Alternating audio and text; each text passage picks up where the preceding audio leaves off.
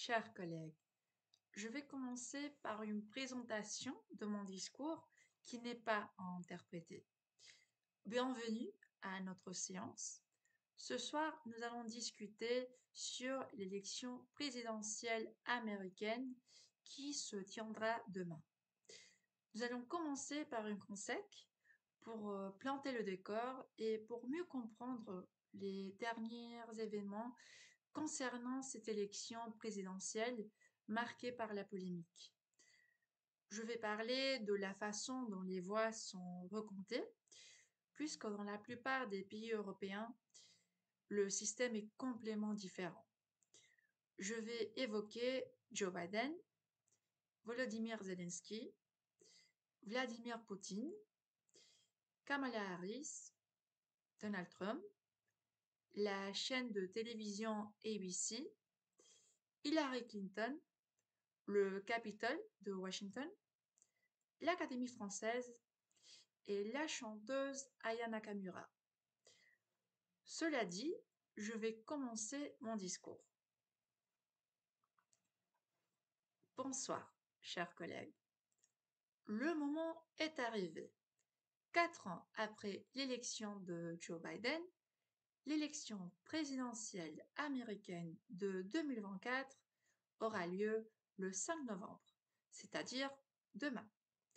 Le vote anticipé a déjà commencé et le 29 octobre, plus de 43 millions de personnes avaient déjà exercé leur droit de vote. Comme j'ai déjà mentionné dans ma présentation, cette élection est marquée par la polémique. Plusieurs événements ont eu lieu.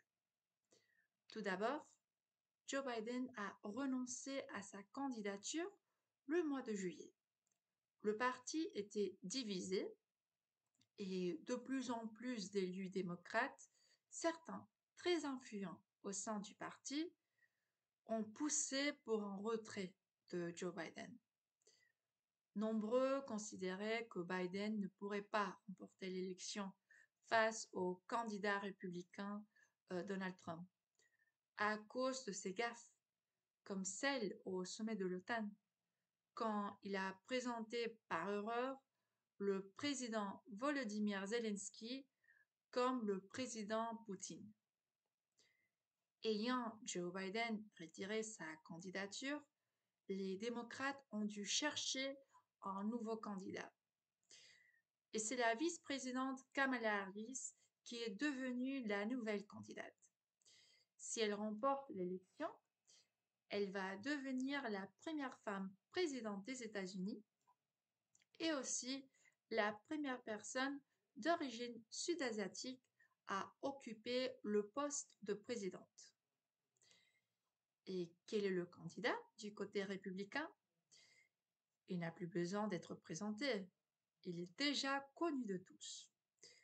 Donald Trump s'est présenté à l'élection présidentielle à nouveau. Il a fait la une et il a fait polémique au cours de sa campagne.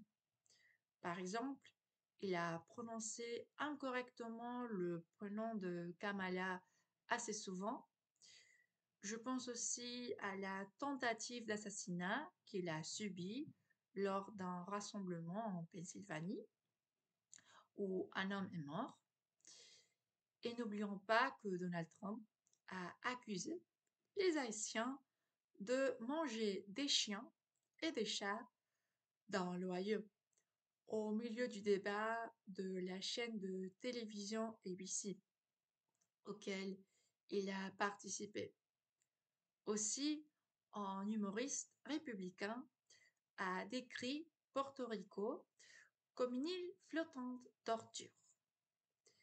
À quelques jours de l'élection, les deux candidats font leur dernier effort dans les États appelés swing states en anglais, les États pivots ou États clés en français.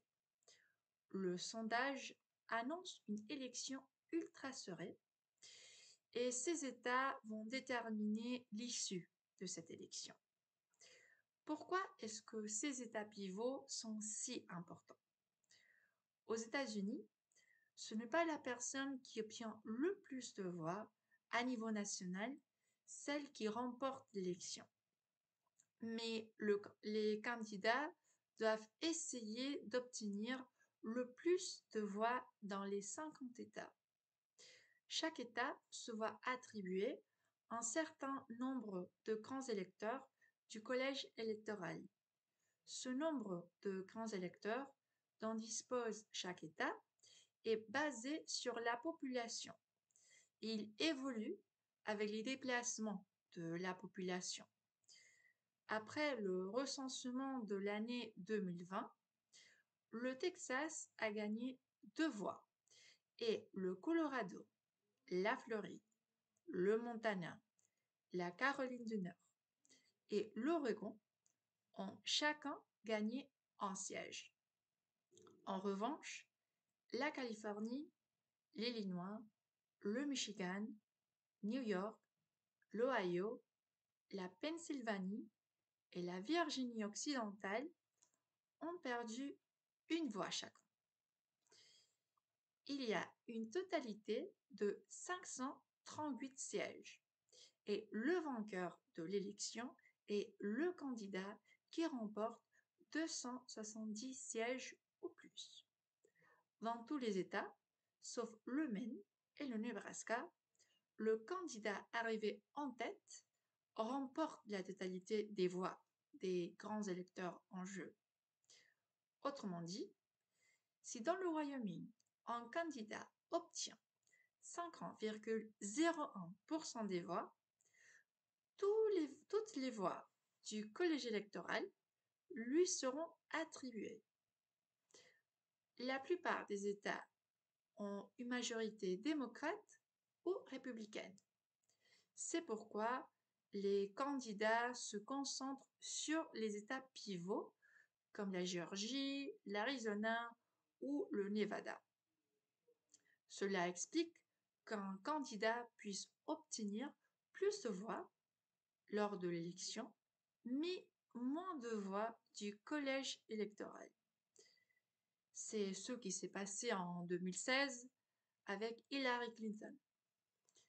Le vainqueur de l'élection est souvent déclaré le soir, mais en 2020, il a fallu quelques jours pour récompter toutes les voix. Le président élu prête serment et prend ses fonctions dans la cérémonie d'investiture qui se tient sur les marches du Capitole de Washington. Plusieurs artistes ont chanté à la cérémonie d'investiture de 2021. Est-ce que nous verrons Aya Nakamura chanter sur les marches du Capitole après avoir chanté devant du bâtiment de l'Académie française à la cérémonie d'ouverture des Jeux olympiques de Paris? Le monde a suivi et suivra de près l'actualité politique des États-Unis, puisque l'issue de cette élection va marquer la politique internationale. J'espère que mon discours vous aura plu et je vous remercie pour votre attention.